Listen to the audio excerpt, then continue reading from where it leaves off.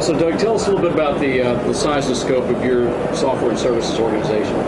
Well, if you look at it by the number of resources we have to drive the work we do, we're one of the largest software companies in the world. It's not well known, obviously, because we're well known for our actual IA architecture, but we actually are one of the largest software groups. And why we are is because we want to take our Intel architecture and all the capabilities we've built into that and ensure that the software ecosystem takes full advantage of it.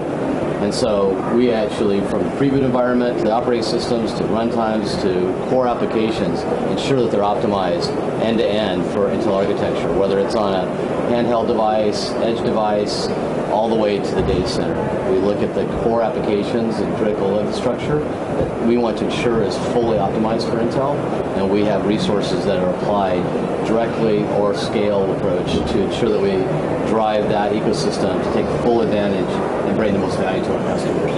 Can you talk a bit about your strategy for 2015, some of the key milestones that you're going to be focused on as a software organization?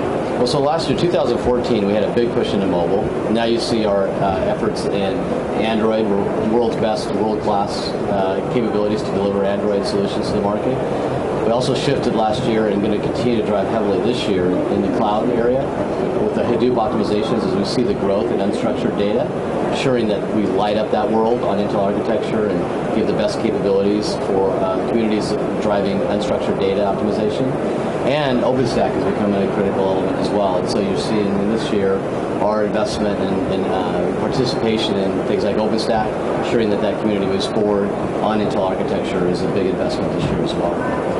Can you maybe talk about the role of Christos' organization, and then we'll get a little more from Christo on where it fits in your group? Yeah, so we have various organizations within Intel software that I run, all the way, like I said, from pre-boot environment operating systems up to the critical communities that develop on our platform. And developers really do drive our platform, and so they're a critical asset for us to engage with.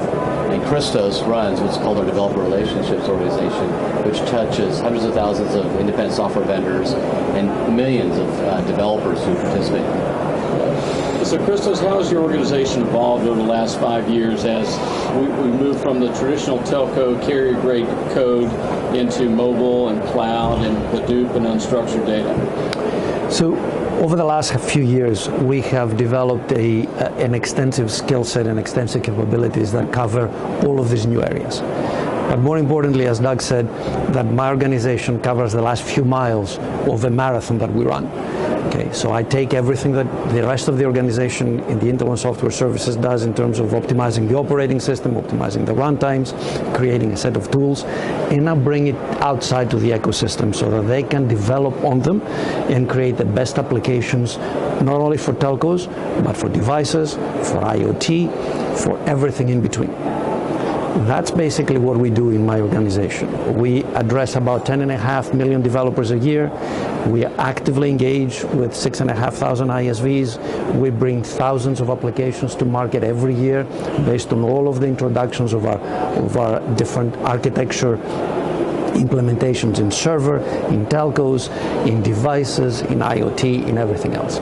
So, and then we close the loop by taking all of those learnings, bringing them back into Intel from a software ecosystem perspective, so that we can create the next generation of architecture improvements to take full advantage of all of the software that exists out there. Can you talk maybe a minute about your software development toolkits and how they've evolved even over the last 12 months? So even over the last 12 months, we have created some wonderful new capabilities where, for example, our new Intel XDK, which is an HTML5 type of toolkit that creates all kinds of wonderful new experiences for HTML5 developers so that they can develop, deploy, and understand all of the new HTML5 applications that they have. They can create hybrid applications, they can create all kinds of things. And then in advance of that, on top of that, we have created our IoT developer kits, where it allows you to basically build an infrastructure from the hardware that will give you with either a Galileo or Edison, all the way to backend services that you can link that